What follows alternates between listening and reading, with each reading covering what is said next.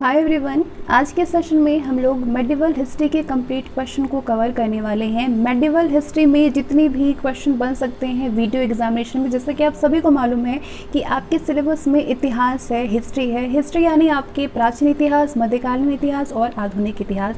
प्राचीन इतिहास को हम लोग कवर कर चुके हैं और अभी तक आपने उस वीडियो को नहीं देखा है तो आप डिस्क्रिप्शन में आप लिंक है उस पर जाके देखिए। और आज हम लोग कवर करेंगे मेडिवल हिस्ट्री को। मेडिवल हिस्ट्री के जो ये क्वेश्चन है ना, ये लूसेंट के क्वेश्चन है। लूसेंट के क्वेश्चन ऐसा होता है ना कि अगर आपसे फैक्ट वाले क्वेश्चन अगर कहीं से बनते हैं ना तो वो लूसेंट के क्वेश्चन होते हैं, तो इसलिए आपको लूसेंट तैयार होना बहुत ज़्यादा ज़रूरी होता है। ठीक है, अगर लूसेंट की ब्लू वाली बुक आप पढ़ चुके हैं ना तो ये आपने बहुत बढ़िया काम किया हुआ है। उसके बाद इसको जब आप आज के सेशन को ज्वाइन करेंगे ना तो आपको लगेगा कि सारी चीज़ें रिविज़न हो रही है, और अभी तक नहीं पढ़ा है ना तो उसको फटाफट से पढ़े, क्योंकि वो पढ़ना बहुत ज़्यादा आपको ज़रूरी है। ठीक है, और इसमें जो सोल्यूशन मैं आपको देने वाली हूँ, सोल्यूशन यानी जो इसमें आंसर होगा, जो कि आयोग जिसको सच मानता है वो है एनसीईआरटी। तो ये एनसीईआरटी के सोल्यूशन है, तो ना क्वेश्चन का कोई आपको वो है कि क्वेश्चन ऐसा नहीं हो सकता और ना ही आंसर के आंसर इसको आयोग गलत मानेगा, तो ऐसा बिल्कुल नहीं है। सारी चीज़ों को बहुत देख समझ के इसे तैयार किया गया है और आज मैं इसको प्रोवाइड करने वाली हूँ, और ये सेशन बहुत ज़्यादा यूज़फुल होगा और आगे भी इसी तरीके से आपको सारी चीज़ें मिलती जाएंगी। बस आपको क्या करना है, इसको लाइक करना है और ज़्यादा से ज़्यादा शेयर करना है ताकि ज़्यादा से ज़्यादा लोग जुड़ें, क्योंकि लाइक करने से और लोग अगर जुड़ते हैं ना तो एक अलग सा मोटिवेशन मिलता है और मनोबल हर चीज़ के लिए आगे बढ़ने के लिए बहुत ज़्यादा ज़रूरी होता है। और मेरा मनोबल है आप सभी का लाइक और शेयर, तो प्लीज़ करेगा। चलिए आज का सेशन स्टार्ट करते हैं। फर्स्ट क्वेश्चन है, सर्वप्रथम भारत में जजिया कर लगाने का श्रेय सिंध के विजेता मोहम्मद बिन कासिम को दिया जाता है। तो आपको ये मालूम चल गया कि जजिया कर किसने लगाया था, मोहम्मद बिन कासिम ने लगाया था। उसने किस वर्ग को इस कर से पूर्णतः मुक्त रखा था, जजिया कर से, ये आपसे पूछा जा रहा है। तो ब्राह्मणों को उसने मुक्त रखा था। किसने लगाया था जजिया कर, मोहम्मद बिन कासिम ने लगाया था। किस वर्ग को इस कर से मुक्त रखा था, तो ब्राह्मणों को मुक्त रखा था। ठीक है, नेक्स्ट है, किस ग्रंथ के उल्लेख के आधार पर ये माना जाता है कि मलेच्छों के अत्याचार से त्रस्त होकर के महर्षि वशिष्ठ ने अत्याचारियों के विनाश के लिए आबू पर्वत पर, किस पर्वत पर, आबू पर्वत पर एक यज्ञ किया, और यज्ञ के अग्निकुंड से 4 राजपूत कुलों, कौन कौन, परमार, चालुक्य अथवा सोलंकी, प्रतिहार एवं चौहार का जन्म हुआ था। तो आपको ये बतानी है कि आबूत पर्वत पर एक यज्ञ किया और यज्ञ के अग्निकुंड से ये 4 राजपूत कुल हैं। तो ये इसका उल्लेख किस ग्रंथ में है, किस ग्रंथ के आधार पर माना जाता है, तो वो ग्रंथ है पृथ्वीराज रासो का, ध्यान रखिएगा। दिल्ली नगर की स्थापना की थी, ढिल्ली का कहाँ पे, दिल्ली में है। तो ढिल्ली का की स्थापना किसने किया था, तोमरों ने किया था। अब बताइए कि उस शासक का नाम क्या है जिसने कि विजय स्तंभ अथवा कीर्ति स्तंभ का निर्माण कराया था, उनका नाम है राणा कुंभा। नेक्स्ट क्वेश्चन है, भारत पर पहली बार आक्रमण करने वाला कौन था, अरब था। पृथ्वीराज रासो किसने लिखा था, ये क्वेश्चन तमाम बार पूछ जा चुके हैं और अभी भी फैक्ट के क्वेश्चन बनते हैं ना तो ये क्वेश्चन पूछे जाते हैं, जो नाम है चंद बरदाई, ध्यान रखिएगा, चंद बरदाई। दिलवाड़ा का जैन मंदिर कहाँ पर स्थित है, आबू पर्वत पे। खजुराहो स्थित मंदिरों का निर्माण किसने किया था, चंदेल राजपूत ने किया था। विजय स्तंभ कहाँ स्थित है, चित्तौड़ में है। लिंगराज मंदिर की नींव डाली थी, ययाति केसरी ने डाला था, किसने डाला था, ययाति केसरी ने डाला था, ध्यान रखिएगा। सोमनाथ के मंदिर पर 1025 ईस्वी में महमूद गजनवी के आक्रमण के समय गुजरात का शासक कौन था, गुजरात का शासक था भीमदेव प्रथम। अगला है, हिंदू विधि पर एक पुस्तक है मिताक्षरा, ये किसने लिखी है, ये लिखा है विज्ञानेश्वर ने। नेक्स्ट है, ब्लैक पगोडा क्या है, ब्लैक पगोडा है कहाँ पे, कोणार्क में है। नेक्स्ट क्वेश्चन है आपके सामने, किस नाटक के कुछ अंश 2.5 दिन का झोपड़ा मस्जिद की दीवारों पर अंकित है, हरिकेली के। रानी पद्मिनी का नाम अलाउद्दीन खिलजी के चित्तौड़ विजय से जोड़ा जाता है, उसके पति का नाम बताइए, पति का नाम था राणा रतन सिंह। विक्रमशिला शिक्षा केंद्र के संस्थापक का नाम है धर्मपाल। पाल वंश का संस्थापक था गोपाल। पाल वंश की राजधानी थी मुददगिरी, कहाँ पे है, मुंगेर में। राजकोट वंश का संस्थापक कौन था, राजकोट वंश का संस्थापक था दंती दुर्ग, जिसे कि दंती वर्मन द्वितीय कहा जाता था। किस मंदिर परिसर में एक भारी भरकम नंदी की मूर्ति है जिसे कि भारत की विशालतम नंदी मूर्ति माना जाता है? किस मंदिर परिसर में है ये कंदरिया महादेव मंदिर है। कौन सा है? कंदरिया महादेव मंदिर। किसे एक नया संवत चलाने का यश प्राप्त है? लक्ष्मण सेन को प्राप्त है। गीत गोविंद के रचनाकार जयदेव जो है वो किसकी सभा को अलंकृत करते थे? लक्ष्मण सेन की सभा को अलंकृत करते थे, ध्यान रखिएगा। किसने सोमपुर महाविहार का निर्माण कराया था? धर्मपाल ने कराया था। भुवनेश्वर तथा पुरी के मंदिर किस शैली में निर्मित है? नागर शैली में। भारत में प्रथम आक्रमणकारी कौन था? मोहम्मद बिन कासिम था। जगन्नाथ मंदिर किस राज्य में है? ओडिशा में है। पुरी में स्थित कोणार्क के मंदिर सूर्य देव के मंदिर के निर्माता कौन थे? नरसिंह प्रथम थे। अजयपाल संस्थापक थे अजमेर के। वो प्रथम भारतीय शासक कौन है जिससे तुर्क आक्रांता मोहम्मद गौरी का सामना हुआ और जिसने कि मोहम्मद गौरी को परास्त किया? वो भारतीय शासक है भीम द्वितीय। किस शासक ने कालिंजर के अजेय दुर्ग का निर्माण करवाया था? धंगदेव ने कराया था, ध्यान रखिएगा। किसने कराया था? धंगदेव ने। वो कौन सा संवत है जो कि कलचुरियों द्वारा प्रयुक्त किए जाने के कारण कलचुरी संवत भी कहलाता है? नाम है त्रैकुटक संवत। क्या नाम है? त्रैकुटक संवत। चंदावर का युद्ध 1194 में हुआ था, तो बताइए कि चंदावर का युद्ध किसके बीच हुआ था? चंदावर का युद्ध हुआ था जयचंद एवं मोहम्मद गौरी के बीच में। अगला प्रश्न है आपके सामने। नैषेध चरित व खंडन खंड खाद्य के रचयिता श्री हर्ष किस शासक के राज्य कवि थे? ये जयचंद के राज्य कवि थे। लिंगराज मंदिर किस शहर में है? ये भुवनेश्वर में है। किस पाल शासक को गुजराती कवि सोडढल ने उत्तरापर्ध स्वामिनी कहा है? पाल शासक का नाम है धर्मपाल, जिसे कि सोडढल ने उत्तरापर्ध स्वामिनी कहा है। अब बताइए कि 9वीं सदी में भारत आए हुए अरबी यात्री सुलेमान ने किस साम्राज्य को रूहमा कहकर के संबोधित किया है? सुलेमान ने पाल राज्य को सुलेमा कहकर के संबोधित किया है। सेन वंश का संस्थापक कौन है? सेन वंश का संस्थापक है सामंत सेन। अब आइए हम लोग मध्यकालीन भारत में दूसरे चैप्टर को कवर करते हैं, जो कि पूर्व मध्यकाल का दक्षिण भारत को हम लोग कवर करने वाले हैं। बादामी में दुर्ग का निर्माण करवाने और बादामी को राजधानी बनाने का श्रेय किस चालुक्य शासक को है? पुलकेशिन प्रथम को है। पुलकेशिन प्रथम ने बादामी में दुर्ग का निर्माण कराया और बादामी को राजधानी बनाया। किस चालुक्य शासक ने थानेश्वर व कन्नौज के महान शासक हर्षवर्धन को नर्मदा के तट पर परास्त किया और उसे दक्षिण में बढ़ने से रोका था? वो चालुक्य शासक था पुलकेशिन द्वितीय। ध्यान रखिएगा, पुलकेशिन प्रथम वो था जो कि बादामी में दुर्ग का निर्माण कराया था और बादामी को राजधानी बनाया था। लेकिन पुलकेशिन द्वितीय ने क्या किया था कि थानेश्वर व कन्नौज के महान शासक हर्षवर्धन को नर्मदा के तट पर परास्त किया था और दक्षिण में बढ़ने से उसे रोका था। ठीक है, कंफ्यूज नहीं होनी है दोनों प्रश्नों में। अगला प्रश्न है आपके सामने। चालुक्य पल्लव संघर्ष के दौरान किसने पुलकेशिन द्वितीय की हत्या करके वातापी पर कब्जा कर लिया था? वातापी कोंडा, यानी कि वातापी का विजेता, वातापी कोंडा की उपाधि धारण की थी। वो कौन है? नरसिंह वर्मन प्रथम, जिनका नाम था मामल। आपको ऑप्शन में मामल भी दिख सकता है, नरसिंह वर्मन प्रथम भी दिख सकता है। किस चालुक्य शासक ने चर, चोल व पांडे को हराया जिस कारण उसे तीनों समुद्रों, बंगाल की खाड़ी, हिंद महासागर व अरब सागर, तीनों समुद्रों का स्वामी भी कहा गया है? उस चालुक्य शासक का नाम है विक्रमादित्य प्रथम। नेक्स्ट, श्रीलंका पर विजय प्राप्त करने वाला चोल वंश का सबसे प्रतापी राजा कौन था? राजेंद्र प्रथम था। कौन था? राजेंद्र प्रथम, ध्यान रखिएगा। नेक्स्ट है, पहाड़ी चढ़ करके एलोरा के विश्वविख्यात कैलाश मंदिर का निर्माण किसने कराया था? राजकूट ने करवाया था। किसने कराया था? राष्ट्रकूटों ने।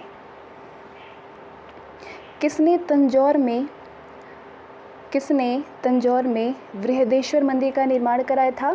राजराजा प्रथम ने कराया था। जिन्हें भी याद है वो यहाँ पे फटाफट रिवीजन भी कर सकते हैं। अगर याद है तो क्वेश्चन में पढ़ें, तब तक आप अपने दिमाग में अपना आंसर याद सोच लीजिए कि इसका ये आंसर हो। इससे क्या होता है ना, जितनी बार रिवीजन उतना समझिए कि उस पर आप मजबूती पा रहे हैं। ठीक है। चालुक्य वंश का सर्वाधिक प्रसिद्ध शासक कौन था? पुलकेशिन द्वितीय था। कौन सा शहर चोल राजाओं की राजधानी था? तंजौर। तंजौर क्या था? ये चोल राजाओं की राजधानी था। पांड्य साम्राज्य की राजधानी कहाँ पे थी? मदुरै में थी। राष्ट्रकूट साम्राज्य का संस्थापक कौन था? दंती दुर्ग था। विरूपाक्ष मंदिर का निर्माण किसने कराया था? चालुक्य ने। पल्लवों के एकाश्मीय रथ मिलने का स्थान कौन सा है? महाबलीपुरम है। होयसल की राजधानी का नाम क्या है? होयसल की राजधानी का नाम है द्वार समुद्र। ध्यान रखिएगा। महाबलीपुरम जो कि एक मुख्य नगर है, वह कला में किन शासकों की रुचि को दर्शाता है? पल्लवों की रुचि को दर्शाता है। ध्यान रखिएगा। यादव सम्राटों की राजधानी कहाँ पे थी? देवगिरी में। चोल राजाओं ने किस धर्म को संरक्षण प्रदान किया है? शैव धर्म को। प्रथम भारतीय शासक कौन था जिसने कि अरब सागर में भारतीय नौसेना की सर्वोच्चता स्थापित की थी? राजराजा प्रथम। किस शासक के पास एक शक्तिशाली नौसेना थी? चोल राजा के पास एक शक्तिशाली नौसेना थी। भगवान नटराज का प्रसिद्ध मंदिर जिसमें कि भरतनाट्यम शिल्प कला है, वो कहाँ पे है? भरतनाट्यम शिल्प कला है चिदम्बरम में। राष्ट्रकूटों को किसके द्वारा उखाड़ फेंका गया था? तैलप द्वितीय के द्वारा राष्ट्रकूटों को उखाड़ फेंका गया था। प्रशासन के क्षेत्र में चोल राजवंश का मुख्य योगदान है सुसंगठित स्थानीय स्वशासन में। एलोरा के प्रसिद्ध कैलाश मंदिर का निर्माण किसने कराया था? कृष्ण प्रथम ने। किसने कन्नड़ काव्यशास्त्र की प्राचीनतम कृति कविराज मार्ग की रचना की थी? अमोघ वर्ष ने किया था। किस राजवंश का काल कन्नड़ साहित्य की उत्पत्ति का काल माना जाता है? राष्ट्रकूट को माना जाता है। मंदिर स्थापत्य कला की द्रविड़ शैली का आरंभ किस राजवंश के समय में हुआ था? पल्लव के समय में हुआ था। ध्यान रखिएगा। चालुक्य विक्रम संवत का प्रचलन किसने किया? विक्रमादित्य षष्ठ ने। ठीक है, षष्ठ ने। चोल काल में नौसेना का सर्वाधिक विकास किसके समय में हुआ था? राजेंद्र प्रथम के समय में। राजेंद्र चोल के द्वारा किए गए बंगाल अभियान के समय बंगाल का शासक कौन था? उस टाइम पे जब राजेंद्र चोल के द्वारा किया गया था बंगाल अभियान, तो उस समय बंगाल का शासन था महिपाल प्रथम। वो चोल राजा कौन था जिसने कि श्रीलंका को पूर्ण स्वतंत्रता दी और सिंघल राजकुमार के साथ में अपनी पुत्री का विवाह करा दिया था? वो था कुलोत्तुंग प्रथम। कुलोत्तुंग प्रथम ने श्रीलंका को पूर्ण स्वतंत्रता दी थी और सिंघल राजकुमार के साथ में अपनी पुत्री का विवाह करा दिया था। चोल राज्य की राजधानी तंजौर को बनाने वाला कौन था? विजयमल था। चोल साम्राज्य का संस्थापक है विजयालय। महाभारत का भारत वेड़वा नाम से तमिल में किसने अनुवाद किया है? महाभारत का भारत वेड़वा नाम से तमिल में ट्रांसलेट किया है पेरुंदेवनार ने। किसने? पेरुंदेवनार ने। नाम याद कर लीजिए। पल्लवों की राजभाषा क्या थी? संस्कृत में बात करते थे वो लोग। चोल काल में सोने के सिक्के क्या कहलाते थे? कुलंजू कहलाते थे। एलोरा का 34 गुफाओं का मंदिर कब बनाया गया था? 700 ईस्वी में, 800 ईस्वी में बनाई गई थी। 3 मुखावली ब्रह्मा विष्णु व महेश की मूर्ति जो कि त्रिमूर्ति के नाम से जानी जाती है, ये गुफा किस गुफा में है? एलिफेंटा गुफा में है। सर्वाधिक बार पूछे गए प्रश्न है ये। चलिए आते हैं मध्यकालीन के तीसरे चैप्टर पे। तीसरे चैप्टर में आप जानेंगे सल्तनत काल के बारे में। और आप जानते हैं कि मध्यकालीन का जो समय था सल्तनत काल, वो कितने से कितने ईस्वी तक था? 1206 ईस्वी से 1526 ईस्वी तक था। तो महमूद गजनवी के भारत पर आक्रमण का उद्देश्य क्या था सल्तनत काल के समय का? मध्य एशिया में एक बड़े साम्राज्य की स्थापना। मध्य एशिया में एक बड़े साम्राज्य की स्थापना के लिए धन प्राप्त करना था इसका मेन उद्देश्य। महमूद गजनवी के भारत पर आक्रमण के समय भारत आए विद्वान अलबरूनी ने किस महत्वपूर्ण ग्रंथ की रचना की थी? अलबरूनी ने किताब उल हिंद की रचना की थी। दिल्ली सल्तनत की दरबारी भाषा फ़ारसी थी, फ़ारसी भाषा थी दिल्ली सल्तनत की। आगरा नगर की स्थापना किसके द्वारा कराई गई थी? सिकंदर लोदी ने आगरा नगर की स्थापना की। वो दिल्ली का सुल्तान कौन था जिसकी मृत्यु चौगान यानी पोलो खेलते समय हुआ था? कुतुबुद्दीन ऐबक की मृत्यु हुई थी चौगान खेलते समय। मैक्सिमम होते हैं पोलो। कुब्बत उल इस्लाम मस्जिद का निर्माण किसके द्वारा किया गया था? कुतुबुद्दीन ऐबक के द्वारा किया गया था। तराइन की पहली लड़ाई किनके बीच में हुई थी? आपको मालूम है तराइन की पहली लड़ाई 1191 में हुई थी। तो अब ये बताइए कि किनके बीच में हुई थी? मोहम्मद गौरी और पृथ्वीराज चौहान के बीच में हुई थी। किस खिलजी शासक ने दिल्ली के राज सिंहासन पर बैठने के लिए अपने ससुर की हत्या कर दी थी? अलाउद्दीन खिलजी ने किया था, अपने ससुर की हत्या कर दिया था राज सिंहासन पर बैठने के लिए। रजिया सुल्तान किसकी बेटी थी? इल्तुतमिश की बेटी थी। पहली सल्तनत, पहली महिला सल्तनत। मोहम्मद गौरी विजित प्रदेशों की देखभाल के लिए किस विश्वसनीय जनरल को छोड़ करके गया था? कुतुबुद्दीन ऐबक को छोड़ करके गया था। ध्यान रखिएगा इस चीज़ को। महमूद गजनवी का भारत में अंतिम आक्रमण किसके विरुद्ध हुआ था? जाट के विरुद्ध हुआ था। ठीक है। महमूद गजनवी किस वंश का था? यामित्री वंश का था। महमूद गजनवी ने भारत में प्रथम आक्रमण किस राज्य के विरुद्ध किया था? हिंदू शाही के विरुद्ध किया था। ब्राह्मण शाही, मेन ब्राह्मण शाही। ठीक है। महमूद गजनवी के आक्रमण के परिणाम स्वरूप कौन सा शहर फारसी संस्कृति का केंद्र बन गया था? लाहौर बन गया था फारसी संस्कृति का केंद्र। ठीक है, ध्यान रखिएगा। किसने ढोल की तेज आवाज़ के साथ में एक महिला का अपने पति की चिता के साथ स्वतः जला लेने को दृश्य का भयानक चित्रण किया है? महिला अपने पति का महिला के साथ स्वतः जला लेने के दृश्य का भयानक चित्रण किया है इब्न बतूता के। किसने ढोल की तेज आवाज़ के साथ में? Ibn Battuta. भारत में मुस्लिम राज का संस्थापक माना जाता है मोहम्मद गौरी को। मुस्लिम राज का संस्थापक मोहम्मद गौरी को ही माना जाता है। किसने इक्तादारी प्रथा चलाई थी? इल्तुतमिश ने चलाई थी। लाख बख्श के नाम से जाना जाने वाला भारतीय शासक कौन था? कुतुबुद्दीन ऐबक था, जो जिसे कि लाख बख्श भी कहते थे। 13वीं सदी में सेना का सर्वोच्च अधिकारी कौन होता था? खान होता था। 13वीं सदी में सेना का सर्वोच्च अधिकारी होता था खान। भारत में गुलाम वंश का संस्थापक कौन था? कुतुबुद्दीन ऐबक था। कुतुब मीनार के कार्य को किसने पूरा कराया था? इल्तुतमिश ने कराया था। दिल्ली का पहला तुगलक सुल्तान कौन था? गयासुद्दीन तुगलक था। पंजाब के हिंदू शाही राजवंश को किसने स्थापित किया था? कल्लर ने। वो रोमन सम्राट अगस्टस की भांति सावधान था कि वह दूसरों की तरह शक्तिशाली ना लगे और दूसरों के स्तर से अधिक ना लगे। ये संदर्भ किसका है? ये संदर्भ है बहलोल लोदी का। किसका? बहलोल लोदी का। अलबरूनी किसके शासनकाल में इतिहासकार था? महमूद गजनवी के शासनकाल में। किसके शासनकाल में सबसे अधिक मंगोल आक्रमण हुए थे? अलाउद्दीन खिलजी के शासनकाल में सबसे अधिक मंगोल आक्रमण हुए थे। ध्यान रखिएगा। नेक्स्ट क्वेश्चन है आपके समक्ष। तराइन के द्वितीय युद्ध में किसने किसको पराजित किया था?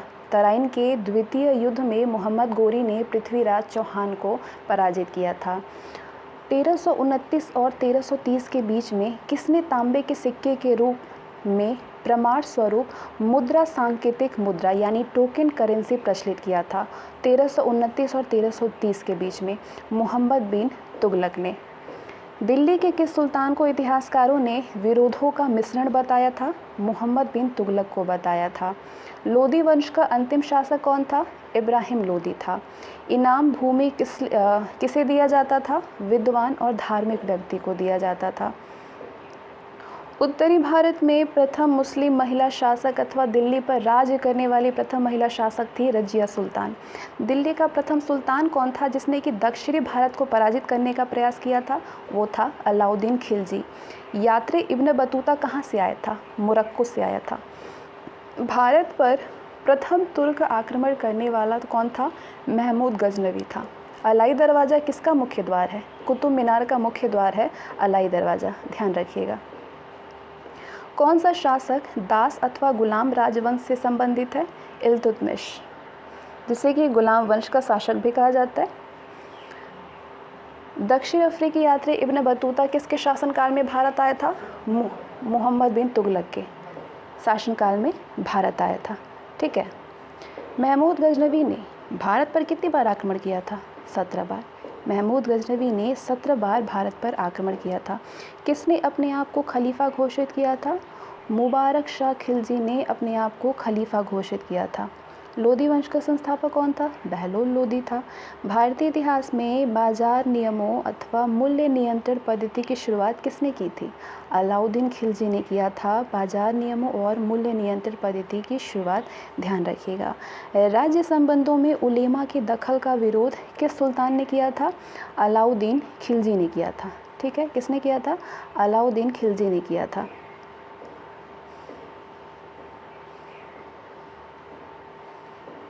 नेक्स्ट क्वेश्चन है आपके सामने।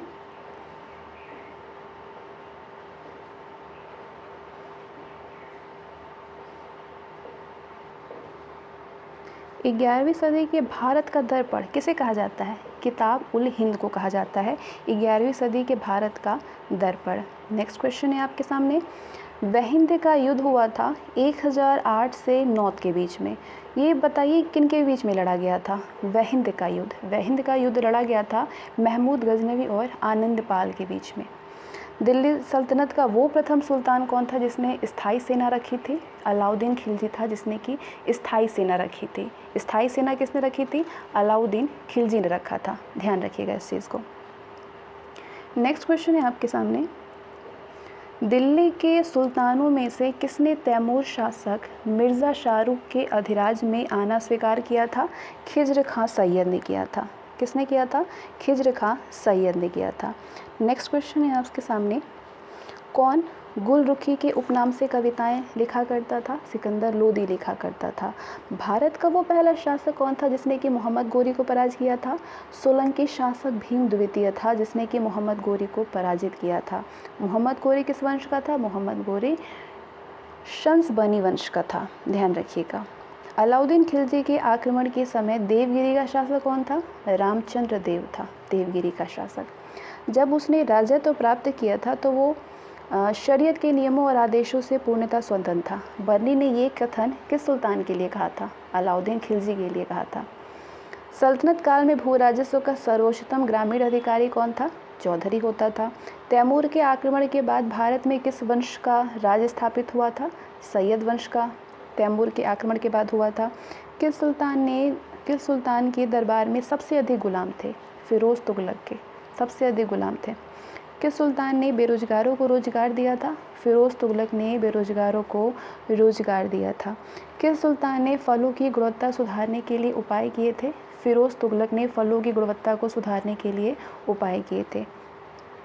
नालंदा विश्वविद्यालय के विनाश का कारण है बख्तियार खिलजी का आक्रमण। तबकाते नासिरी का लेखक कौन था? मिनहाज उस सिराज था। अलाई दरवाज़ा का निर्माण किस सुल्तान ने करवाया था? अलाउद्दीन खिलजी ने करवाया था। अलाई दरवाज़ा का निर्माण कराया था अलाउद्दीन खिलजी ने, ध्यान रखिएगा। नेक्स्ट क्वेश्चन है आपके सामने। कुतुबुद्दीन ऐबक की राजधानी कौन थी? कुतुबुद्दीन ऐबक की राजधानी थी लाहौर। ठीक है। अलाउद्दीन खिलजी के प्रसिद्ध सेनापतियों में किसकी मंगोलों के विरुद्ध लड़ते हुए मृत्यु हुई थी? जफर खां की लड़ते हुए मृत्यु हो गई थी। तौल की सबसे छोटी इकाई है रत्ती। इसको संस्कृत में रत्तिका कहते हैं। प्रसिद्ध कवि अमीर खुसरो दरबार में रहे हैं किसके? अलाउद्दीन खिलजी के। किसने सल्तनत काल में प्रचलित डाक व्यवस्था का विस्तृत विवरण किया है? इब्न बतूता ने किया है। तैमूर लंग ने किस वर्ष में भारत पर आक्रमण किया था? 1398 में। ठीक है, 1398 में। दिल्ली के किस मुस्लिम शासक के निधन पर इतिहासकार बदायूनी ने कहा कि राजा को अपनी प्रजा से तथा प्रजा को अपने राजा से मुक्ति मिली? ये कहा मोहम्मद बिन तुगलक ने। किसके लिए? किस शासक के लिए?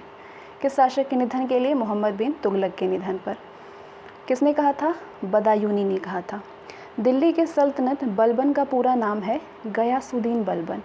कौन सा सुल्तान नया धर्म चलाना चाहता था किंतु उलेमाओं ने विरोध किया? वो था अलाउद्दीन खिलजी, जो कि नया धर्म चलाना चाहता था लेकिन उलेमाओं ने इनका विरोध किया। दिल्ली में कौन सा ऐतिहासिक स्मारक भारतीय तथा फारसी वास्तुकला शैली का उदाहरण है? हुमायूं का मकबरा है। कौन है? हुमायूं का मकबरा। दिल्ली का सुल्तान जो कि दान दक्षिणा के बारे में काफ़ी ध्यान रखता था, इसके लिए एक भाग दीवाने खैरात यानी दान विभाग स्थापित किया था, वो सुल्तान था फ़िरोज़ तुगलक।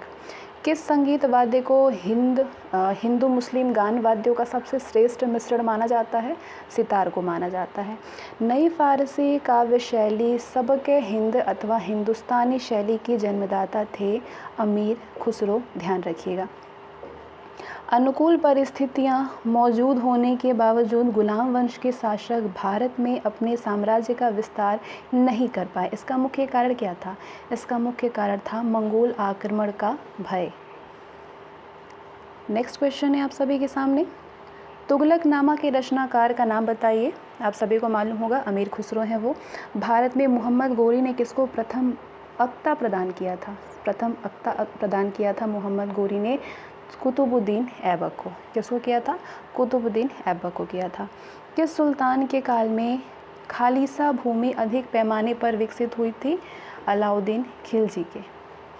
सल्तनत काल के सिक्के टंका, शशगनी एवं जीतल किन धातुओं के बने थे? चांदी, सोना और तांबा के बने थे।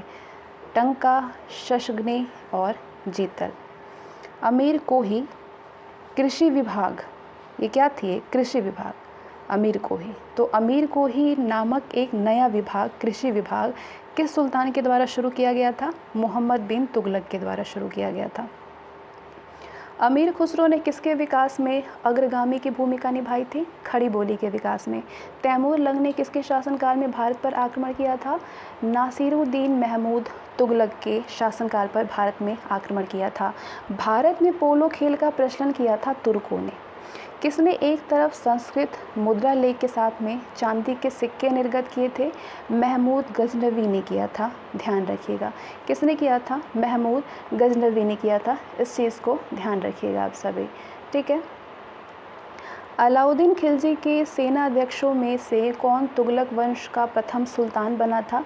गाजी मलिक बना था। जवाबित कौन थे? राज्य कानून था। जवाबित क्या था? एक राज्य कानून होता था। राजवंश के अंतर्गत विजारत का चरमोत्कर्ष हुआ था तुगलक के समय। 2.5 दिन का झोपड़ा मस्जिद अजमेर का निर्माण किसने कराया था? कुतुबुद्दीन ऐबक ने कराया था। तो ये था तीसरा, सल्तनत। अब आते हैं हम चौथे चैप्टर में, और मध्यकालीन भारत में चौथे चैप्टर में है विजयनगर साम्राज्य। अब हम जानेंगे विजयनगर साम्राज्य से कितने प्रश्न अब तक बन चुके हैं या फिर कितने प्रश्न बन सकते हैं। विजयनगर साम्राज्य की स्थापना किया था अरिहर और बुक्का ने।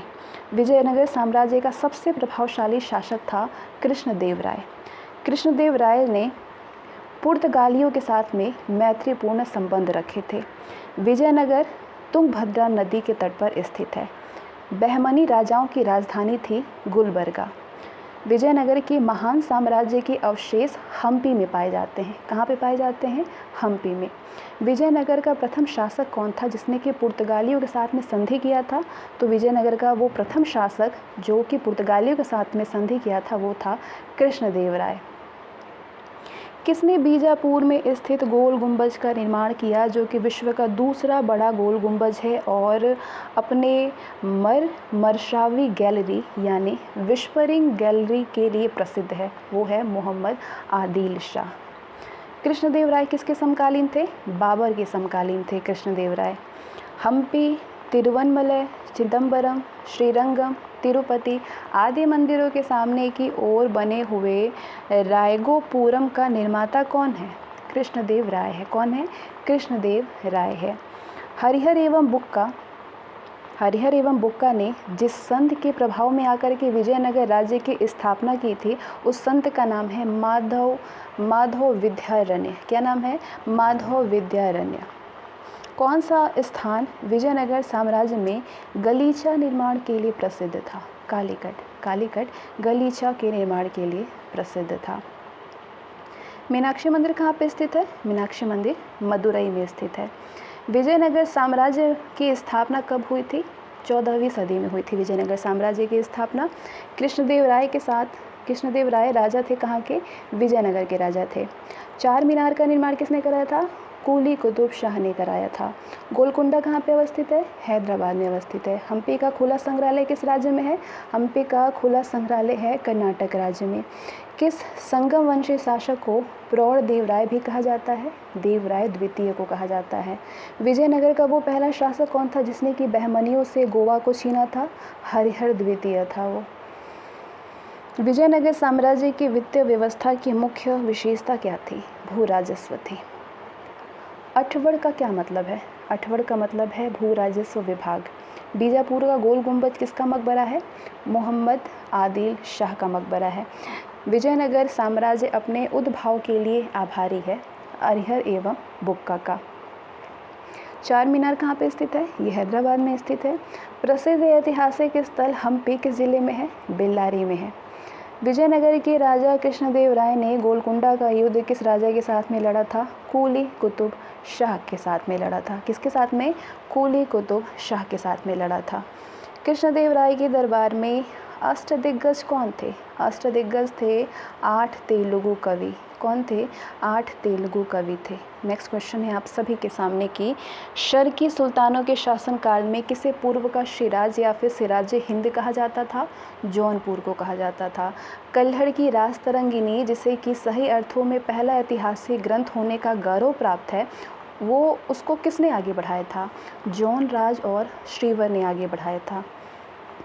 अपने मदुरा विजय या फिर वीर कंपराय चरित कृति में अपने पति के विजय अभियानों का वर्णन करने वाली कवियत्री कौन थी? गंगा देवी उनका नाम है। बहमनी राज्य की स्थापना किया था अलाउद्दीन हसन बहमन शाह ने, जिनका नाम हसन गंगू था।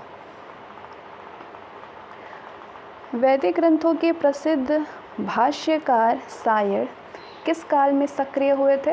ये विजयनगर राज्यकाल में सक्रिय थे। 1565 में कौन सा प्रसिद्ध युद्ध हुआ था? ध्यान रखिएगा, तालीकोटा का युद्ध हुआ था 1565 में। मध्यकालीन भारत का अगला चैप्टर है 16वीं सदी के धार्मिक आंदोलन भक्ति आंदोलन। भक्ति आंदोलन से भी 1-2 प्रश्न बन जाते हैं, तो ये जैसे जैसे प्रश्न बन जाते हैं वो प्रश्न आपको मिलेगा आगे इसमें। और अब तक जितने भी प्रश्न आपने अभी तक ऊपर से देखा, क्या आप उसको रिवीजन कर रहे हैं या फिर आप उसको पहली बार पढ़ रहे हैं या फिर आप पढ़ चुके हैं और आपको लग रहा है कि ऐसे ऐसे क्वेश्चन तो हमेशा ऐसे एग्ज़ाम में मिलते थे ऑब्जेक्टिव में, लेकिन वो धुंधला धुंधला सा लगता था कि चारों ऑप्शन में कि ये है वो है ये है। तो आपकी ये 3 कंडीशन में जो भी कंडीशन अभी आपके दिमाग में चल रहा है आप कमेंट सेक्शन में ज़रूर से बताइएगा। अगला क्वेश्चन है, भक्ति आंदोलन के प्रारंभिक प्रतिपादक कौन थे? रामानुज आचार्य। महाराष्ट्र में भक्ति संप्रदाय किसकी शिक्षाओं के द्वारा फैला था? संत ज्ञानेश्वर की शिक्षाओं के द्वारा फैला था। कबीर के गुरु कौन थे? कबीर के गुरु थे रामानंद। संत कबीर का जन्म कहाँ पे हुआ था? मगहर में हुआ था। कहाँ पे है ये? वाराणसी में। सभी भक्ति संतों के मध्य एक समान विशेषता थी कि उन्होंने अपनी वाणी को उसी भाषा में लिखा जिसे उनके भक्त समझते थे। भक्ति आंदोलन का प्रारंभ किया गया था आलवार नयनार संतों के द्वारा। आलवार नयनार संतों के द्वारा भक्ति आंदोलन का शुरुआत हुआ था। रामानुज के अनुयायियों को कहा जाता है वैष्णव। वैष्णव किन्हें कहा जाता है? रामानुज के अनुयायियों को कहा जाता है। आदि शंकर जो कि बाद में शंकराचार्य बने थे, उनका जन्म कहाँ पे हुआ था? पश्चिम बंगाल में। बीजक के रचयिता कौन थे? कबीर थे। भक्ति रस कवित्री मीराबाई थी, एक राजपूत शासक की पत्नी। चैतन्य महाप्रभु किस संप्रदाय से जुड़े थे? चैतन्य महाप्रभु गौड़ीय संप्रदाय से जुड़े थे। पुष्टि मार्ग के दर्शन की स्थापना किया था वल्लभाचार्य ने। किस संत ने ईश्वर को अपने पास अनुभव करने के लिए नृत्य एवं गीतों कीर्तन को माध्यम बनाया? चैतन्य महाप्रभु ने बनाया था। नेक्स्ट क्वेश्चन है आप सभी के सामने कि अद्वैतवाद के सिद्धांत के प्रतिपादक कौन थे? शंकराचार्य थे अद्वैतवाद सिद्धांत के प्रतिपादक। गीत गोविंद के रचयिता कौन है? गीत गोविंद के रचयिता हैं जयदेव। भक्ति आंदोलन के दौरान असम में किसने इस आंदोलन का प्रतिनिधित्व किया था? शंकर देव ने किया था। ध्यान रखिएगा। गुरु नानक का धर्म उपदेश है मानव बंधुत्व का। मानव बंधुत्व का उपदेश है गुरु नानक का धर्म उपदेश। प्रसिद्ध भक्त कवित्री मीराबाई के पति का नाम था राजकुमार भोजराज। बुद्ध और मीराबाई के जीवन दर्शन में मुख्य साम्य क्या था? संसार दुखपूर्ण है, ब्रह्म सत्य है और जगत मिथ्या है, यानी ब्रह्म या माया, ये किसकी उक्ति है? ये उक्ति है शंकराचार्य की। या फिर कभी आपसे पूछता है कि इस ऑप्शन में से शंकराचार्य की उक्ति कौन सी, तो आप कहेंगे ब्रह्म या माया। किसने भक्ति के क्षेत्र में शूद्रों को भागवत दर्शन व मोक्ष का अधिकार देकर के उन्हें इस्लाम धर्म स्वीकार करने से रोका? रामानुजाचार्य ने। दक्षिण भारत का वो संत कौन था जिसने कि अपना अधिकांश जीवन उत्तर भारत में वृंदावन में बिताया था? वो थे निम्मकाचार्य, ध्यान रखिएगा। भक्त तुकाराम कौन से मुगल सम्राट के समकालीन थे? जहांगीर के। किस भक्त संत ने अपने संदेश के प्रचार के लिए सबसे पहले हिंदी का प्रयोग किया? रामानंद ने किया। रैदास किसके शिष्य थे? रैदास थे रामानंद के शिष्य। अब हम लोग छठे चैप्टर को कवर करने वाले हैं। मध्यकालीन भारत का छठा चैप्टर है सूफी आंदोलन। वो सूफी संत बताइए कौन था जो कि ये मानता था कि भक्ति संगीत ईश्वर के निकट पहुंचने का एक मार्ग है? ये कहा था मोइनुद्दीन चिश्ती ने। भारत में चिश्ती सिलसिले को किसने स्थापित किया था? शेख मोइनुद्दीन चिश्ती ने किया था। सूफी सिलसिला या फिर संप्रदाय, सिलसिला को ही संप्रदाय कहा जाता था। सूफी संप्रदाय मूलतः इस्लाम धर्म से संबंधित है। इस्लामी रहस्यवादी आंदोलन को कहा जाता है सूफी आंदोलन। किस सुल्तान ने निजामुद्दीन औलैया ने भेंट करने से इनकार कर दिया था? जलालुद्दीन फिरोज़ खिलजी से निजामुद्दीन औलैया ने भेंट करने से इनकार कर दिया था। सूफी संप्रदायों में कौन संगीत के विरुद्ध था? नक्शबंदी संगीत के विरुद्ध थे। दारा शिकोह ने किस शीर्षक से उपनिषदों का फारसी में अनुवाद किया है? सिरे अकबर का। भारत में किस सूफी सिलसिले को सर्वाधिक लोकप्रियता मिली है? चिश्ती को। दारा शिकोह ने किस सूफी सिलसिले को अपनाया? कादिरी को अपनाया। दारा शिकोह ने किस सिलसिले को अपनाया? कादिरी को अपनाया। किसे शेख उल हिंद की पदवी प्रदान की गई थी? शेख सलीम चिश्ती को। किस सूफी सिलसिले को गतिविधियों का मुख्य केंद्र बिहार है? किस सूफी सिलसिले की गतिविधियों का मुख्य केंद्र बिहार है? फिरदौसी का। सूफिया कलाम जो एक प्रकार का भक्ति संगीत है वो किसकी विशेषता है? कश्मीर की विशेषता है। सूफी संत ख्वाजा मोइनुद्दीन चिश्ती किसके शासनकाल में राजस्थान आए थे? पृथ्वीराज चौहान के शासनकाल में भारत आए थे, राजस्थान आए थे। ठीक है। प्रसिद्ध सूफी सलीम चिश्ती रहते थे कहाँ पे? फतेहपुर सिकरी में रहते थे। किस सूफी को बख्तियार काकी यानी भाग्यवान रोटियों वाला कहा गया है? ख्वाजा कुतुबुद्दीन को कहा गया है बख्तियार खाकी। ठीक है। काव्य के रूप में उर्दू का प्रयोग करने वाला पहला लेखक कौन था? अमीर खुसरो था। दक्षिण भारत में चिश्ती सिलसिले की नींव रखने वाला कौन था? शेख बुरहानुद्दीन गरीब था। नेक्स्ट है मुगल काल कब से कब था? मध्यकाल का मुगल काल जो था वो 1526 ईस्वी से 1857 तक मुगल काल था। संस्थापक था मुगल काल का बाबर। 1526 में बाबर ने किस वंश के शासक को परास्त करके मुगल साम्राज्य की नींव डाली थी? लोदी वंश को समाप्त करके मुगल साम्राज्य की नींव रखी। अब बताइए कि पानीपत का प्रथम युद्ध कब हुआ था? तो आप सोचेंगे तो बच्चों वाला क्वेश्चन हो गया। अरे कभी कभी बच्चों वाले क्वेश्चन भी एग्जामिनर पूछ लेता है कि आप लोगों को बेसिक नॉलेज है कि नहीं। कभी कभी क्या होता है हम लोग आगे बढ़ते जाते हैं, बेसिक भूलते जाते हैं, तो बस वही रिवीजन है ये। 21 अप्रैल 1526 को पानीपत का प्रथम युद्ध हुआ था। भारत में ग्रैंड ट्रंक रोड बनाई गई थी, शेरशाह सूरी ने बनवाया था। गुजरात विजय की यादगार में अकबर ने किसका निर्माण कराया था? अकबर ने बुलंद दरवाज़ा का निर्माण कराया था। किसकी याद में अगर पूछा जाए तो गुजरात विजयनगर की याद में। आईने अकबरी एक महान ऐतिहासिक कृति है। आईने अकबरी क्या है? एक महान ऐतिहासिक कृति। ये किसके द्वारा लिखी गई है? अबुल फजल के द्वारा लिखी गई है। आईने अकबरी पूछा जाए किसके द्वारा? अबुल फजल, नाम ध्यान रख लीजिए। 6 अप्रैल 1556 को पानीपत की दूसरी लड़ाई हुई थी। अब तक को मालूम चल गया कि 6 अप्रैल 1556 को पानीपत की दूसरी लड़ाई हुई थी। अब आपसे ये पूछा जाए कि किसके किसके बीच में हुई थी, तो आप फट से कहेंगे अकबर और हुमायूं के बीच में हुई थी। चलिए आगे बढ़ते हैं। दीन इलाही नामक नया धर्म किसके द्वारा शुरू किया गया? अकबर के द्वारा शुरू किया गया दीन इलाही।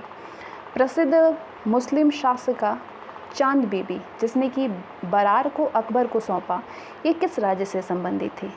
चांद बीबी अहमदनगर से संबंधित थी। मुगल प्रशासन व्यवस्था में मनसबदारी प्रणाली बहुत ही प्रचलित, ये किसने प्रारंभ किया था? अकबर ने प्रारंभ किया था। अब आइए अकबर के गुणगान को ही आप समझेंगे। अपने काल के महान संगीतज्ञ तानसेन किसके दरबार में थे? अकबर के दरबार में थे।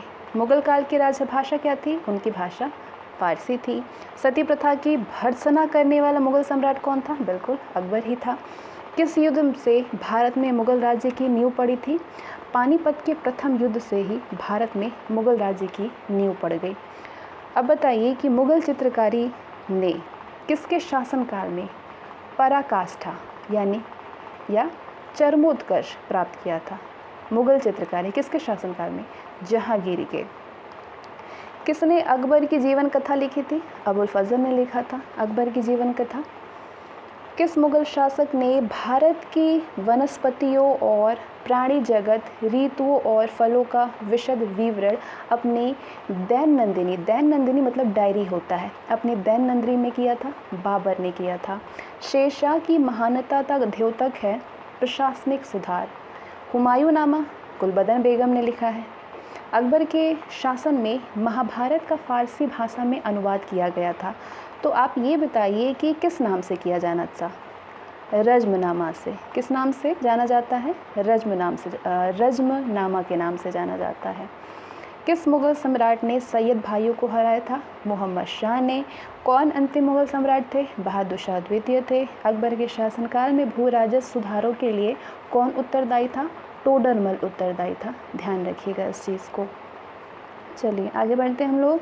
अकबर के द्वारा बनाए गए उपासना भवन जो कि एक पूजा गृह था, उसका क्या नाम था? उसका नाम था इबादत खाना। क्या नाम था? इबादत खाना नाम था। नेक्स्ट है सुप्रसिद्ध संगीतज्ञ द्वय तानसेन और बैजू बावरा किसके शासनकाल में सुविख्यात थे? अकबर के शासनकाल में। रामचरितमानस के लेखिका तुलसीदास किसके शासनकाल से संबंधित था? अकबर के। बाबर मूल रूप से कहाँ का शासक था? फरगना का शासक था। किसने मुगल साम्राज्य की राजधानी आगरा से दिल्ली स्थानांतरित की? शाहजहां ने की। अकबर की युवावस्था में उसका संरक्षक था बैरम खान। कौन था? बैरम खान था। किस स्थान पर नादिर शाह ने चढ़ाई नहीं किया था? कन्नौज पर नादिर शाह ने चढ़ाई नहीं की थी। किसने ऐसे बाग बगीचे जिसमें बहता पानी हो इसके निर्माण में परंपरा की शुरुआत की थी? बाबर ने किया था। राजा बीरबल की उपाधि किसे दी गई? महेश दास को दिया गया था। औरंगजेब ने ज़्यादा भवनों का निर्माण नहीं करवाया था। क्यों नहीं करवाया था? क्योंकि उसने अपने शासनकाल में निरंतर युद्ध उसको अपने शासनकाल में लड़ना पड़ा था, इसलिए वो कुछ ज़्यादा भवनों का निर्माण नहीं करवा सका था। किस मुगल शासक को 2 बार राज्याभिषेक हुआ था? औरंगजेब का 2 बार राज्याभिषेक हुआ था। ये प्रश्न पूछे जाते हैं। ग्रैंड ट्रंक रोड किससे जोड़ती है? कलकत्ता को अमृतसर। 1526 में लड़ी गई पानीपत की पहली लड़ाई में बाबर से कौन पराजित हुआ था? इब्राहिम लोदी। शेरशाह सूरी का मकबरा सासाराम में स्थित है। अकबर का राज्याभिषेक कालानौर में हुआ था। गुरु अर्जुन देव समकालीन थे जहांगीर के। सिसोदिया वंश, याद रखिए सिसोदिया वंश राजपूत वंश ने, ये सिसोदिया वंश कौन सा वंश था? राजपूत वंश था। ये सिसोदिया वंश ने अकबर के सामने समर्पण नहीं किया था। किस मुगल शासक को आलमगीर कहा जाता है? औरंगजेब को आलमगीर भी कहा जाता है। सम्राट अकबर के द्वारा किसको जरी कलम की उपाधि से अलंकृत किया गया था? मोहम्मद हुसैन को किया गया था। बाबर ने पहली बार पश्चिम से कहाँ से होकर के भारत में प्रवेश किया? पंजाब से होकर के। हल्दी घाटी का युद्ध कब लड़ा गया था? 1576 में। फैज़ी किसके दरबार में रहा था? अकबर के। किसके समय में मलिक मोहम्मद जायसी ने पद्मावत की रचना की थी? शेरशाह की। किसने चौसा की लड़ाई में हुमायूं को पराजित किया था? शेरशाह को। चौसा की लड़ाई में हुमायूं को शेरशाह ने पराजित किया था। और आपसे पूछा जाए कि कब हुई थी, तो 1529 में हुई थी। कब हुई थी? 1539 में हुआ था। हुमायूं का मकबरा कहाँ पे स्थित है ये बताइए? दिल्ली में है। किस मुगल शासक ने 2 बार शासन किया? हुमायूं ने। भारत में बीबी का मकबरा कहाँ पे है? औरंगाबाद में है। फतेहपुर सिकरी स्थित लाल पत्थर से निर्मित शेख सलीम चिश्ती के मकबरे को किसने संगमरमर का बनवाया था? जहांगीर ने करवाया। किस मुगल शासक को पहले आगरा में दफनाया गया, उसके बाद उसकी एक अफगान विधवा शव को काबुल ले गई? एक अफगान विधवा जो थी उसकी, वो उसको काबुल ले गई और वहीं पे एक बाग में उसको दफना दिया। वो शासक कौन था? वो शासक था बाबर। किस युद्ध को जीतने के बाद शेर शाह ने दिल्ली में अफगान सत्ता की स्थापना की? बिलग्राम के युद्ध को जीतने के बाद शेर शाह ने दिल्ली में अफगान सत्ता की स्थापना की। शाहजहां ने किस शहर में मोती मस्जिद बनवाई थी? आगरा में बनवाया था। किस मुगल बादशाह ने जजिया नामक कर को पुनः लगाया? औरंगजेब ने लगा दिया। अकबर के शासनकाल में अमलगुजार नामक अधिकारी का कार्य था कि वो भू राजस्व का मूल्यांकन करे और संग्रह करे उसका। शिवाजी ने मुगलों को किस संधि के द्वारा किलों का हस्तांतरित किया? पुरंदर। किस वर्ष वैसाखी के दिन 13 अप्रैल को गुरु गोविंद सिंह ने खालसा पंथ की नींव रखी थी? 1699 में 1699 में। किस मुगल बादशाह की मृत्यु दीन पनाह पुस्तकालय की सीढ़ियों से गिरने के कारण हुई थी? तो बस ये कौन थे? हुमायूं थे। किस मुगल बादशाह के दुर्भाग्य पर व्यंग करते हुए लेन पूल ने लिखा कि वो जीवन भर ठोकरें खाता रहा और ठोकर खाकर ही उसके जीवन का अंत हुआ? हुमायूं ने लिखा। मुगल प्रशासन में मुहतसिब था, लोक आचरण अधिकारी होता था, मुहतसिब उसे कहा जाता था। मुगल प्रशासन में मददे माश इंगित करता है विद्वानों को दी जाने वाली राजस्व मुक्त अनुदत्त भूमि होती थी। किसको इंगित करता है? विद्वानों को दी जाने वाली राजस्व मुक्त अनुदत्त भूमि मददे माश होता है। दास्ताने अमीर हमज़ा का चित्रांकन किसके द्वारा किया गया? अब्दुस समद के द्वारा किया गया। किस सुल्तान ने पहले हज़रत आला की उपाधि अपनाई और बाद में सुल्तान की? शेर शाह सूरी ने। आगे बढ़ते हैं। किस मुग़ल बादशाह को वज़ीर गाज़िउद्दीन ने दिल्ली में दाखिल नहीं होने दिया था? शाह आलम द्वितीय को। मसनवी जो कि बाबर के द्वारा मुस्लिम कानून के नियमों का संग्रह है वो है मोबाइल। औरंगजेब के द्वारा चलाए जिहाद का अर्थ है दार उल इस्लाम। दिल्ली के लाल किले का निर्माण शाहजहां ने करवाया। किस इतिहासकार ने शाहजहां के शासनकाल को मुगल काल का स्वर्ण युग कहा है? A.L. श्रीवास्तव ने। पटना को प्रांतीय राजधानी बनाया था शेर शाह ने। मयूर सिंहासन जो कि तख्ते ताउस के नाम से जाना जाता है, ये एक मुस्लिम भाषा है तख्ते ताउस, और मयूर सिंहासन होता था। इस पर बैठने वाला अंतिम मुगल शासक कौन था? रंगीला, मोहम्मद शाह, जिसे कि रंगीला के नाम से भी जाना जाता था। बड़ी इंटरेस्टिंग स्टोरी है इनकी। किसमें हिंद तथा ईरानी वास्तुकला का सर्वप्रथम समन्वय देखने को मिलता है? शेर शाह के मकबरे में मिलता है। शेर शाह के बचपन का नाम था फरीद खां।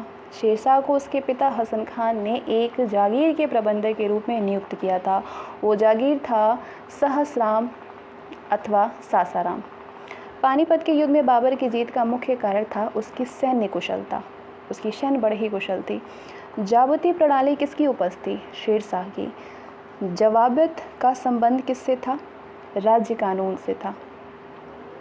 आगे बढ़ते हैं।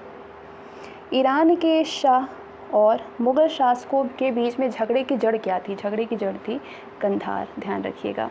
मुमताज़ महल का असली नाम था अर्जुमंद बानो बेगम। किस मुग़ल बादशाह को जिंदा पीर कहा जाता था? औरंगजेब को। अकबर के द्वारा बनाई गई कौन सी इमारत का नक्शा बौद्ध विहार की तरह है? पंचमहल है। अंतिम मुग़ल बादशाह बहादुर शाह जफ़र था, उनके पिता का क्या नाम था? उनके पिता का नाम था अकबर शाह द्वितीय, ध्यान रखिएगा। तो बताइए कि अकबर ने सर्वप्रथम वैवाहिक संबंध राजपूतों के जिस गृह से स्थापित किया था वो था कौन? कछवाहों से थे वो। औरंगजेब ने दक्षिण में जिन 2 राज्यों को पराजित किया था वो 2 राज्य कौन कौन से थे? गोलकुंडा था और एक बीजापुर था। किस मुग़ल बादशाह ने अपनी आत्मकथा फारसी में लिखी? जहांगीर ने अपनी आत्मकथा को किस भाषा में लिखी? जो उनकी भाषा उस टाइम चलती थी फारसी थी। मुग़लों ने नवरोज़ अथवा नौरोज़ का त्यौहार लिया, किन से लिया था? पारसियों से लिया था। कौन सा मकबरा द्वितीय ताजमहल कहलाता है? अरे भैया, द्वितीय ताजमहल भी है, उस मकबरे का नाम है, बिल्कुल है, रबिया उद्दौरानी का मकबरा। इनको बीबी का मकबरा भी इसको कहा जाता है और इसको द्वितीय ताजमहल भी कहा जाता है। और अपना ताजमहल आगरा वाला तो आप सभी को मालूम ही होगा। किस बादशाह के अंतर्गत मुग़ल सेना में सर्वाधिक हिंदू सेनापति थे? औरंगजेब के। किस इतिहासकार ने अकबर के द्वारा प्रतिपादित दीन इलाही को एक धर्म कहा? अबुल फजल ने। अबुल फजल ने अकबर के द्वारा प्रतिपादित दीन इलाही को एक धर्म कहा। अनिवार्य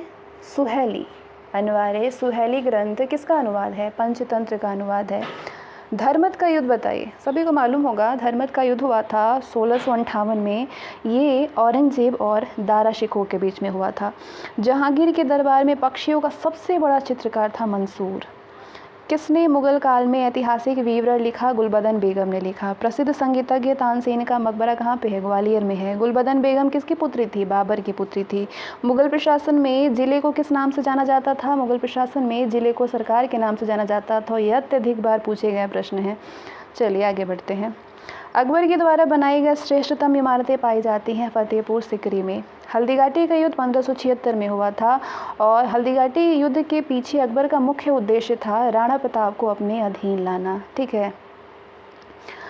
मुगल सम्राट अकबर के समय प्रसिद्ध चित्रकार कौन था? दशवंत था। शेरशाह ने अशरफी, रुपया, दाम नामक नए सिक्के चलवाए थे। तो वो जिन धातुओं से बने होते थे ये सिक्के, वो धातु था सोना, चांदी, तांबा। अकबर के शासनकाल में पुनर्गठित केंद्रित प्रशासन तंत्र के अंतर्गत सैनिक भाग का प्रमुख कौन था? मीर बख्शी था। मीर बख्शी सैनिक भाग का प्रमुख था। किसने अकबर की कब्र को खोद करके उसकी हड्डियों को जलाया? राजा राम ने उसकी कब्र को खोद करके। स्टोरी पढ़िएगा, बड़ा इंटरेस्टिंग स्टोरी है। हालांकि इतिहास बहुत इंटरेस्टिंग है। इंटरेस्टिंग नहीं कह सकते हैं, बीता हुआ हमारा कल है और इसमें बहुत सारी अजीबोगरीब घटनाएं हुई, कुछ अच्छी कुछ बुरी। चले, अकबर का सबसे अंतिम विजय अभियान था असीरगढ़ विजय। कौन सा अभियान था? असीरगढ़ विजय था। अकबर के नवरत्न में से एक बीरबल किस अभियान के साथ समय में मारे गए थे? ये मारे गए थे यूसुफ जाइयों के विद्रोह को दबाते समय। अकबर ने किसे कविराय अथवा कविराज की उपाधि दी थी? बीरबल को। जहांगीर के निर्देश पर किसने अबुल फजल की हत्या कर दी थी? वीर सिंह बुंदेला ने किया था। मेवाड़ से युद्ध तथा चित्तौड़ की संधि किसके शासनकाल की महत्वपूर्ण उपलब्धि है? जहांगीर के शासनकाल की महत्वपूर्ण उपलब्धि है। इस चीज़ को ध्यान रखिएगा। अंतिम रूप से जजिया कर समाप्त करने वाला मुगल बादशाह कौन था? मोहम्मद शाह रंगीला था। अकबरनामा किसने लिखा था? अकबरनामा लिखा था अबुल फजल ने। एतमाद उद दौला का मकबरा आगरा में किसने बनवाया था? नूरजहां ने बनवाया था। राजपूताना के राज्यों में से किस एक ने अकबर की संप्रभुता स्वीकार नहीं की थी? मेवाड़ ने। किस मध्यकालीन भारतीय शासक ने पट्टा एवं कबूलियत की प्रथा आरंभ किया था? शेरशाह ने। मुगल सम्राट औरंगजेब कौन सा वाद्य यंत्र बजाते थे? वीणा बजाते थे। जहांगीर को कहाँ पे दफनाया गया? जहांगीर को लाहौर में दफनाया गया। प्रसिद्ध जैन आचार्य कौन थे जिसको कि अकबर ने बहुत सम्मानित किया था? वो आचार्य थे हरिविजय सूरी और ये जैन आचार्य थे। लंदन में ब्रिटिश ईस्ट इंडिया कंपनी के गठन के समय भारत का कौन बादशाह था? जब लंदन में ब्रिटिश ईस्ट इंडिया कंपनी का गठन हुआ था उस समय भारत का बादशाह था अकबर। शाहजहां के काल में कौन यूरोपीय यात्री आया था? पीटर मुंडी आया था भारत। अकबर ने दीन इलाही प्रारंभ किया था 1582 में। दिल्ली का पुराना किला किसके द्वारा बनाया गया था? दिल्ली का पुराना किला बनवाया गया था शेरशाह के द्वारा। चलिए आइए हम मध्यकालीन भारत के 8वें चैप्टर में पहुंचते हैं और 8वें चैप्टर में मध्यकालीन भारत में मराठा राज्य के बारे में बिल्कुल विस्तृत बताया गया है, जिसको कि हम उसको सिर्फ क्वेश्चन तैयार कर रहे हैं। तो हमारा मोटिव सिर्फ क्वेश्चन तैयार करना है। क्वेश्चन है कि गुरिल्ला युद्ध का पथ प्रदर्शक कौन था? शिवाजी था। शिवाजी के प्रशासन में पेशवा किसको कहा जाता था? प्रधानमंत्री को। चौथ क्या है? चौथ पड़ोसी राज्यों पर शिवाजी द्वारा लगाया गया भूमि कर है।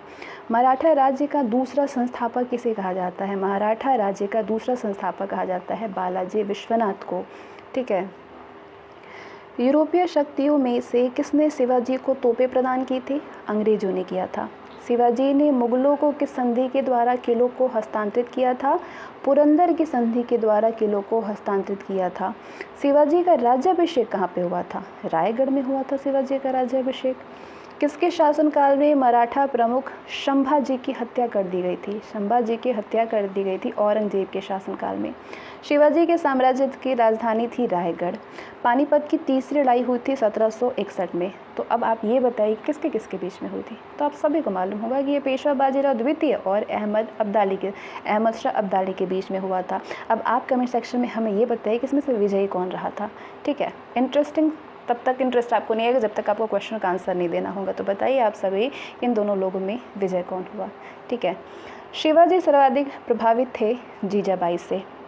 अष्टप्रधान मंत्रिपरिषद किस शासक के शासनकाल में थे? शिवाजी के। दासबोध के रचनाकार कौन है? समर्थ रामदास हैं। लॉर्ड वेलेस्ली की सहायक संधि यानी जिसे कि सब्सिडरी अलायंस कहा जाता है, ये सहायक संधि है, ये लॉर्ड वेलेस्ली की सहायक संधि है। इसको स्वीकार करने वाला पहला मराठा सरदार कौन था? तो पहला मराठा सरदार था पेशवा बाजीराव द्वितीय। कौन था? पेशवा बाजीराव द्वितीय था। चलिए आगे बढ़ते हैं। संरजामी प्रथा। संरजामी प्रथा किससे संबंधित थी? मराठा भू राजस्व व्यवस्था थे। वो कौन सा सेना नायक था जिसे कि बीजापुर के सुल्तान ने 1659 में शिवाजी को जिंदा या फिर मुर्दा पकड़ करके लाने के लिए भेजा था? अफजल खां को। शिवाजी मुगलों की कैद से भागने के समय कौन से नगर में कैद थे? आगरा नगर में। ग्वालियर राज्य की स्थापना किसने किया? जीवाजी राव सिंधिया। एक इतिहासकार ने पानीपत की तीसरी लड़ाई को स्वयं देखा, वो कौन था? काशीराज पंडित थे। शिवाजी का जन्म हुआ था शिवनेर के दुर्ग में। शिवाजी औरंगजेब के आगरा दरबार में उपस्थित हुए थे 1666 ईस्वी में। शिवाजी के बाद मराठा शासन को किसने सरल और कारगर बनाया? बालाजी विश्वनाथ ने बनाया। आगे बढ़ते हैं। शिवाजी के अष्टप्रधान का जो सदस्य विदेशी मामलों की देखरेख करता था वो था सुमंत। शिवाजी के समय में अष्टप्रधान कहा जाता था 8 मंत्रियों की एक परिषद को। शिवाजी ने कब छत्रपति की उपाधि धारण करके अपना राज्याभिषेक करवाया था? जून 1674 में। शिवाजी का अंतिम सैन्य अभियान कब हुआ था? कौन सा था? कर्नाटक अभियान था अंतिम सैन्य अभियान। शिवाजी को पहाड़ी चूहा व साहसी डाकू की संज्ञा किसने दी थी? औरंगजेब ने दिया था। आगे बढ़ते हैं।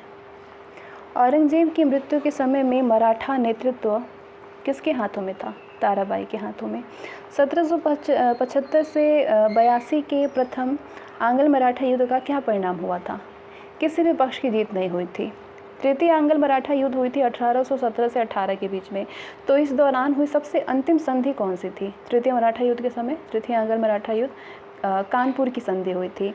किसके शासनकाल में प्रथम आंग्ल मराठा युद्ध हुआ था? 1775 से 82 में। माधवराव नारायण।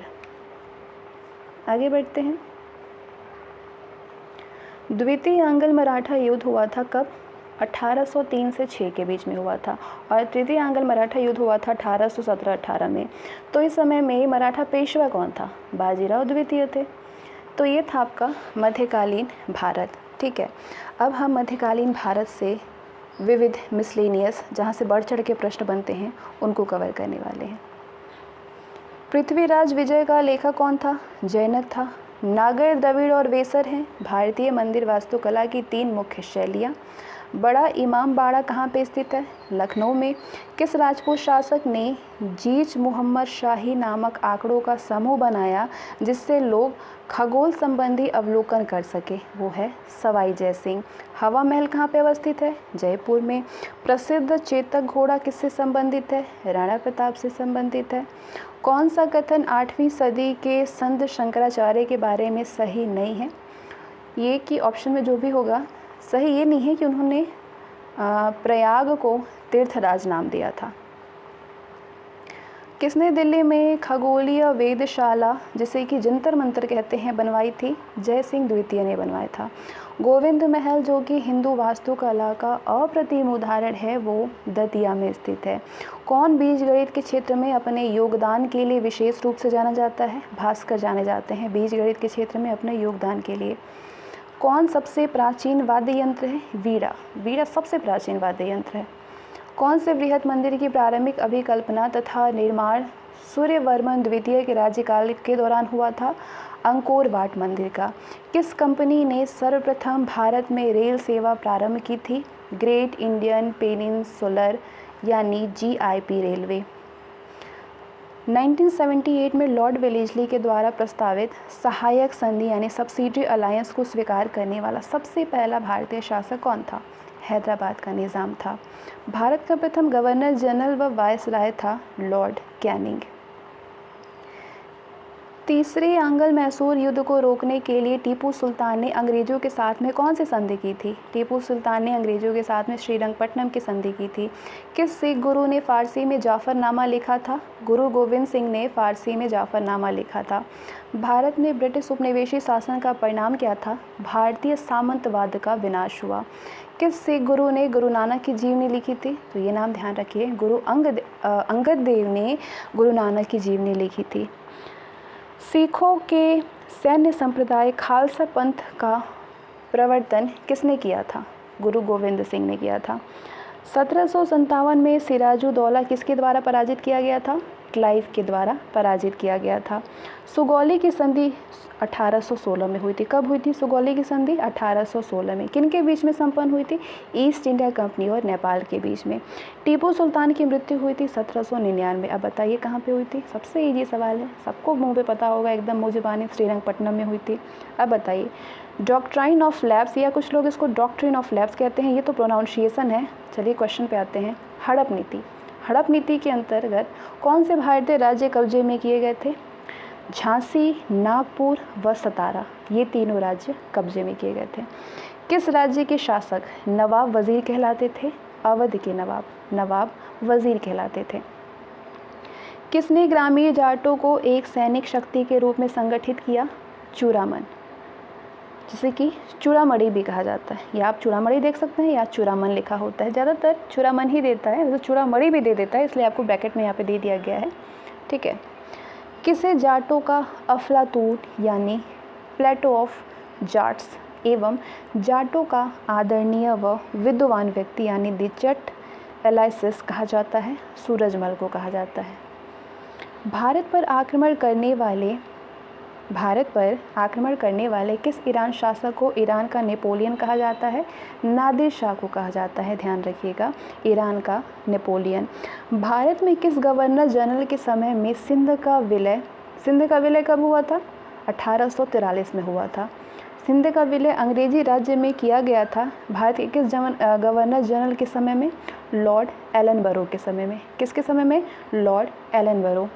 सिंध विजय का श्रेय किसे दिया जाता है? सर चार्ल्स नेपियर को दिया जाता है। ठगी प्रथा के उन्मूलन से संबद्ध गवर्नर जनरल कौन थे? बेंटिक थे। वोडियार कहाँ के शासक थे? वोडियार मैसूर रियासत के शासक थे। टीपू सुल्तान की राजधानी थी श्रीरंगपट्टनम। क्लाइव को बंगाल का गवर्नर जनरल बनाया गया है 1758 ईस्वी में। ब्रिटिश सरकार भारतीयों को आधुनिक शिक्षा देना चाहती थी। इसमें उनका उद्देश्य क्या था? इसमें उनका उद्देश्य था भारत में अपनी राजनीतिक सत्ता की नींव सुदृढ़ करना। आगे बढ़ते हैं। प्रशासनिक अव्यवस्था या कुशासन कह सकते हैं। इसके आधार पर डलहौजी ने किस राज्य को ब्रिटिश साम्राज्य में लाया था? अवध को मिलाया था। आदि ग्रंथ किसने संकलित किया था? आदि ग्रंथ संकलित किया था गुरु अर्जुन ने। भारत में आधुनिक शिक्षा प्रणाली की नींव किससे पड़ी थी? भारत में आधुनिक शिक्षा प्रणाली की नींव पड़ी थी 1835 में लॉर्ड मैकाले से। पंजाब में सिख राज्य के संस्थापक कौन थे? रणजीत सिंह थे पंजाब में सिख राज्य के संस्थापक। किसने फ्रांसीसी विशेषज्ञों की मदद से डिंडीगुल में आधुनिक शस्त्रागार स्थापित किया था? हैदर अली ने किया था। हैदर अली ने डिंडीगुल में फ्रांसीसी विशेषज्ञों की मदद से आधुनिक शस्त्रागार की स्थापित की थी, मतलब स्थापना किया था। आगे बढ़ते हैं। किस मुग़ल बादशाह ने 1733 में बिहार की सूबेदारी बंगाल के नवाब सुजाउद्दीन को प्रदान किया था? किस मुग़ल बादशाह ने किया था? मोहम्मद शाह रंगीला ने। अंग्रेज़ों का पेंशनर बनने वाला प्रथम मुग़ल बादशाह कौन था? शाह आलम द्वितीय था, जो कि अंग्रेज़ों का प्रथम पेंशनर था। हम पेंशन लेकर के ही रह लेंगे, ठीक है, राजपाट ले लीजिए। गोद प्रथा का प्रतिबंध लगाने वाला गवर्नर जनरल कौन था? लॉर्ड डलहौजी था, जो कि गोद प्रथा यानी कि जो पारंपरिक प्रथा चलती थी कि हमारा पुत्र ही अगला सिंहासन पर बैठेगा, फिर उसका पुत्र बैठेगा, तो इस तरीके का जो राजवंश वाली जो प्रथा थी जिसको गोद प्रथा कहा जाता था, इस पर प्रतिबंध किसने लगाया? लॉर्ड डलहौजी ने। ठीक है।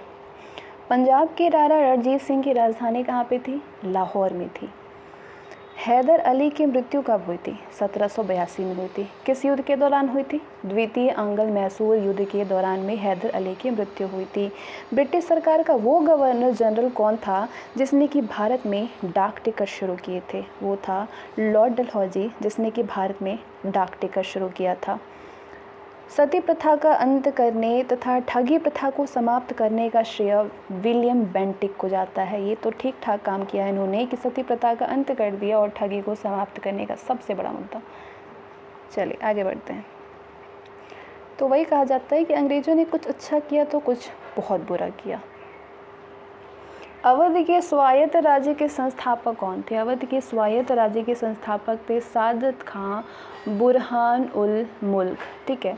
किसने मीर कासिम और सुजाउद्दौला के साथ में मिलकर के अंग्रेजी ईस्ट इंडिया कंपनी पर युद्ध घोषित किया और वे बाद में बक्सर के युद्ध में अंग्रेज़ों से पराजित हुए थे?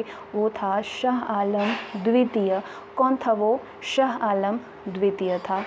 ईस्ट इंडिया कंपनी और बंगाल के नवाब के बीच में जब प्लासी का युद्ध हुआ था उस समय मुग़ल सम्राट कौन था? बताइए। उस समय जब ईस्ट इंडिया कंपनी और बंगाल के नवाब के बीच में जब प्लासी का युद्ध चल रहा था तब मुग़ल सम्राट था अजीजुद्दीन आलमगीर द्वितीय। कौन था? मेरे साथ बोलिए, अजीजुद्दीन आलमगीर द्वितीय। बोलने से याद हो जाती है। ईस्ट इंडिया कंपनी के नेतृत्व में रॉबर्ट क्लाइव का उत्तराधिकारी कौन था? हेस्टिंग्स था। ईस्ट इंडिया कंपनी के नेतृत्व में रॉबर्ट क्लाइव का उत्तराधिकारी हेस्टिंग्स था। कौन था? हेस्टिंग्स था। आगे बढ़ते हैं।